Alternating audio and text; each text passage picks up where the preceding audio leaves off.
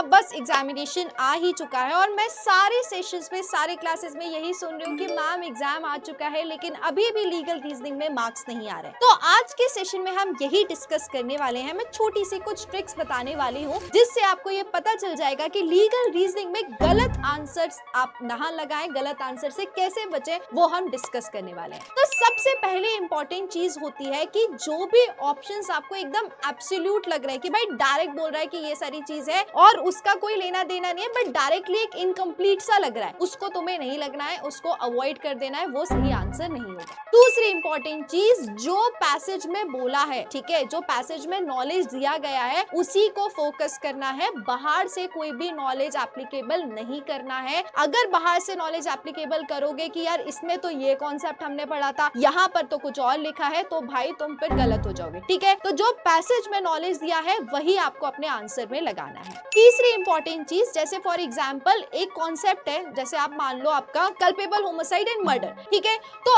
अगर पैसेज में सिर्फ और सिर्फ मर्डर के बारे में बात की गई है तो आपको अगर एक ऑप्शन में दे दिया गया कल्पेबल होमिसाइड, तो आप ऐसा नहीं है कि आंसर में कल्पेबल होमिसाइड लगा दे, नहीं, क्योंकि पैसेज सिर्फ और सिर्फ मर्डर के बारे में बात कर रहे हैं तो आपको अपने आंसर में मर्डर का ही आंसर लगाना है, करेक्ट आंसर, ना कि कल्पेबल होमिसाइड का। चौथी इंपॉर्टेंट चीज, जो जो पैसेज में बोला है उसको आपको सच मानना है। ठीक है, अगर पैसेज में बोला है कि ये एक पर्टिकुलर चीज, ये एक पर्टिकुलर एक्ट क्राइम होता है, भले ही वो आउटर वर्ल्ड में क्राइम नहीं है, तो तुम्हें यही मानना है उस टाइम पे कि भाई ये चीज क्या है, क्राइम है। बाहर से एप्लीकेबल नहीं करना कि नहीं यार हमने तो कोई ऐसा लॉ पढ़ा नहीं है जहाँ पे ये एक्ट क्राइम होता है, यहाँ ये पैसेज बोल रहा है एक्ट क्राइम होगा, बिल्कुल भी आउटर लॉ नहीं लगाना है। सिर्फ और सिर्फ जो पैसेज बोल रहा है वही आपका देवता है, उसी को मानना है और वही चीज एप्लीकेबल करनी है। सबसे इंपॉर्टेंट लास्ट चीज कि इमोशनली नहीं होना है कि यार पैसेज बोल रहा है कि ये चीजें और क्वेश्चन में तुम्हें लग रहा है कि यार अगर मैं ये आंसर लगाऊंगा तो मैं मोरली गलत चला जाऊंगा, मैं इमोशनली गलत चला जाऊंगा, मैं सोसाइटी को क्या जवाब दूंगा। ये सब घर पे छोड़ के जाना, जब भी आप एग्जामिनेशन दो ये वाली चीज आपको नहीं करनी है। अगर पैसेज में बोला गया है और क्वेश्चन में वही ऑप्शन है जो भले इमोशनली मोरली सही नहीं है लेकिन पैसेज के हिसाब से सही है, तो वही लगाना है। ये सारी ट्रिक्स आपको फॉलो करनी ही पड़ेगी। एक और इम्पोर्टेंट ट्रिक कि ऐसा होता है कि मैम दो ऑप्शंस में कंफ्यूज हो जाते हैं, तो उसमें आपको वो वाला ऑप्शन प्रेफर करना है जिसका क्लियरली पैसेज में मेंशन है, पैसेज में जिसमें क्लियरली बता के रखा गया है कि ये डायरेक्टली कनेक्ट कर रहा है, वो वाला ऑप्शन चूज करना है। ठीक है, तो ये कुछ इंपॉर्टेंट ट्रिक्स हैं जो आपकी अलग हो सकती है, सबकी अलग अलग हो सकती है, लेकिन ये एक जनरल टिप्स हैं जो आप फॉलो कर सकते हैं। आप जब भी एग्जामिनेशन देंगे, मॉक्स देंगे, तो उसमें आपको ये बहुत ज्यादा हेल्प करेगी, लीगल रीजनिंग में गलत आंसर से आपको बचाएगी। उसी के साथ all the best for your preparation. जल्दी ही मिलते हैं नेक्स्ट सेशन।